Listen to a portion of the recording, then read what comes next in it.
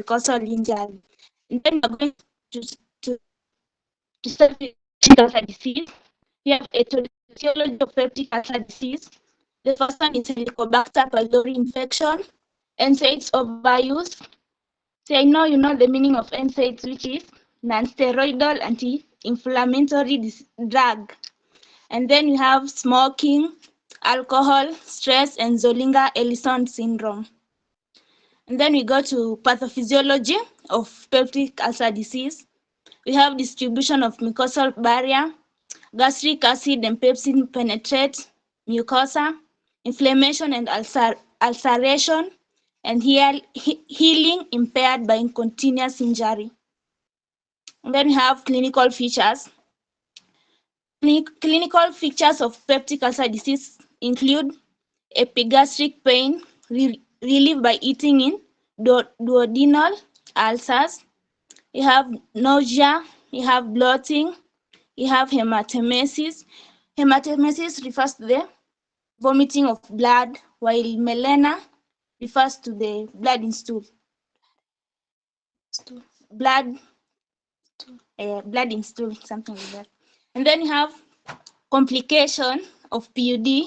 We have bleeding, perforation, gastric outlet obstruction, malignancy, which is rare. And then you have symptoms. Symptoms include burning or gnawing pain in the upper abdomen between the breastbone and the belly button. You have pain that feels worse when the stomach is empty. Pain that feels worse when the stomach is empty, that is when you have not eaten. And then pain that may reveal by food antacids, indigestion, bloating, belching.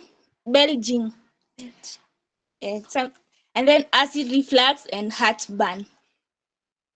And then you have management of peptic ulcer disease, which is Helicobacter pylori eradication, and avoid NSAIDs and lifestyle changes. And then we go to the next disease, which is GERD, which refers to gastrointestinal reflux disease. GERD refers to it occurs when stomach acid flows back into the esophagus due to malfunction of the lower esophageal sphincter. And then you have the etiology of GERD. The first one is lower esophageal sphincter dysfunction. You have increased abdominal pressure, diet and lifestyle factors, and delayed gastric emptying. The pathophysiology of GERD is lower esophageal retention and reflux of acid, esophageal mucosal damage, inflammatory response, possible complications like Barrett's esophagus. Then you have the clinical features, which the first one is heartburn, the second one agitation, dysphagia, chronic cough, and sore throat. Complications, we have esophagitis, strictures, Barrett's esophagus, and then esophageal adenocarcinoma, which is rare. We have management of GERD, lifestyle changes, whereby you avoid spicy and fatty acids. And then you have surgery, e.g., fundoplication in severe cases. And then medications, we have antacids and H2 blockers. In summary, peptic ulcer disease and GERD are common gastrointestinal disorders caused by acid-related mucosal damage. Then proper diagnosis and treatment improve outcomes and prevent complication. Then we have lifestyle factors influencing GERD. The first one, high body mass index, tobacco smoking, physical activity often strenuous, dietary habits, alcohol and coffee, mental stress, and sedentary lifestyle. I'm done. Group 9, which took us through peptic ulcer disease and gastroesophageal reflux disease. When we talk about gastroesophageal reflux disease, this is where now we have the stomach contents, more especially acid reflux. When we talk about refluxing, that is flowing backward into the esophagus.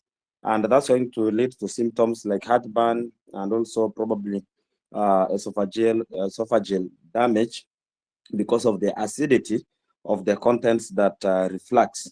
When you remember back the normal physiology, we have the lower esophageal sphincter, which acts as a barrier between the stomach and the esophagus. And usually now the lower esophageal sphincter gets to relax transiently just to allow passage of food into the stomach, then it closes to avoid now reflux. So what happens now?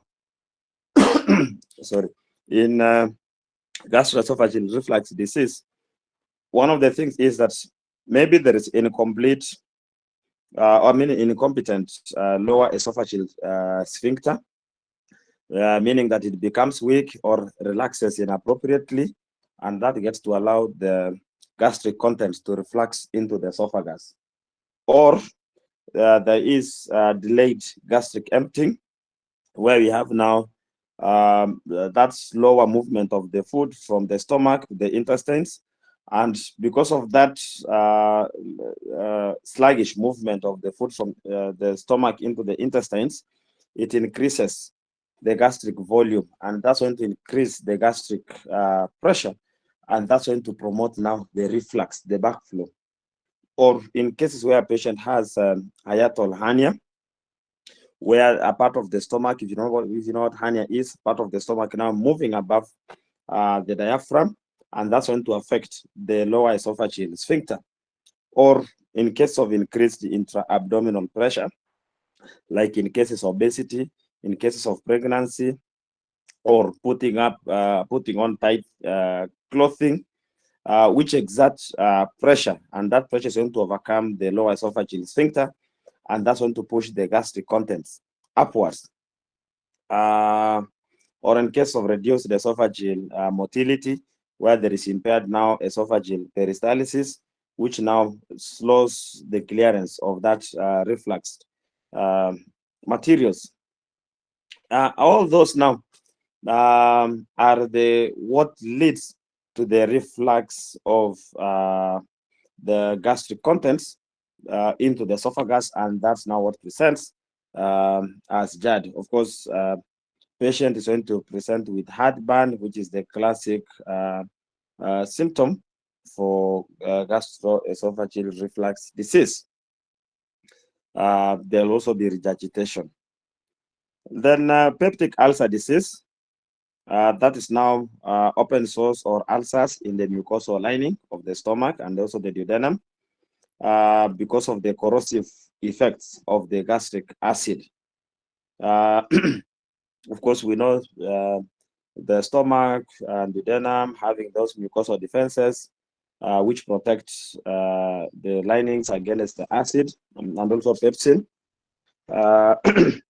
But now when they are damaged, or when there's damage to the tissues of the mucosal lining, then the mucosal barrier will be weakened.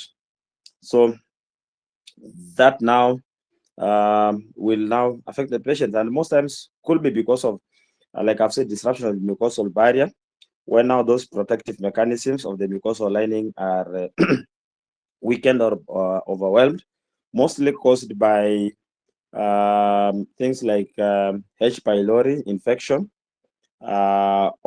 use of the NSAIDs, that's the non-steroidal anti-inflammatory drugs, or alcohol consumption, smoking, or stress. All those can now can weaken the mucosal lining. Or in cases of increased gastric acid secretion, more especially which leads now to the duodenal ulcers, The H. pylori infection, I've just mentioned about it, which is the major cause of peptic ulcer disease. NSAID use, which I've talked about. It reduces mucus and bicarbonate production, and that's going to weaken the mucosal lining. Inflammation, where it's the mucosal linings now get inflamed, which can lead even to bleeding, and even in severe cases, lead to perforation